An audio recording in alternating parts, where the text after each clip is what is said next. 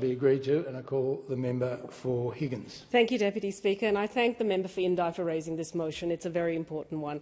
The energy transition is Australia's moonshot moment, a window of opportunity to not only transition our country to a low-emission economy but revitalise our industrial base, with our cities and regions the beneficiaries.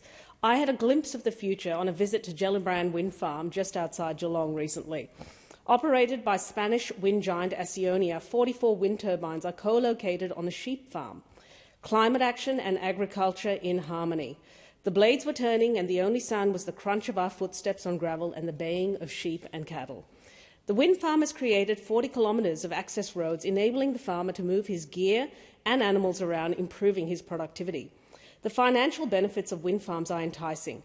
With landlords earning between $5,000 to $7,000 per turbine, this tidy little earner has brought farms back from the brink, providing a buffer against the vagaries of climate or economic downturns. Wind farms have helped build resilience on multiple fronts. For our farmers who are on the front line of climate change, for communities who support these farms, and for the energy grid, which is retreating from coal. It is in no one's interest to have people who know the land leave the land. After all, we can't eat iPhones. Wind farms are helping farmers stay put. Aside from the environmental and economic benefits, there are cultural benefits of wind farms. When scoping the land, it is not uncommon to find ancient human remains or artefacts like stone tools. Companies work with local First Peoples and farmers to manage these scenarios without blocking economic progress. The juxtaposition of cutting-edge technology rooted in ancient land is striking. Remote sensing allows continuous monitoring in Spain, which enables workers to fix any issues that have arisen overnight. The whole operation is geared for efficiency. Sadly, this wind farm was delimited, like a fast car, to half its capacity because of congestion in the grid.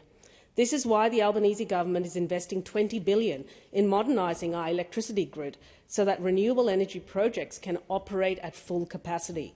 We need the same communities who are benefiting from wind farms to support the build-out of transmission, or net zero will elude us. A diverse workforce is required to set up and operate wind farms, ranging from civil engineers, planners, IT specialists, electrical engineers, people with industrial ropes expertise and turbine blade repairers. I met workers who start at 7 a.m. and clock off at 3 p.m. to pick their kids up and take them to after-school sport, a level of work-life balance many of these men have not experienced. Australia is open for business, is what our Climate Change Act declared, but we have some catching up to do.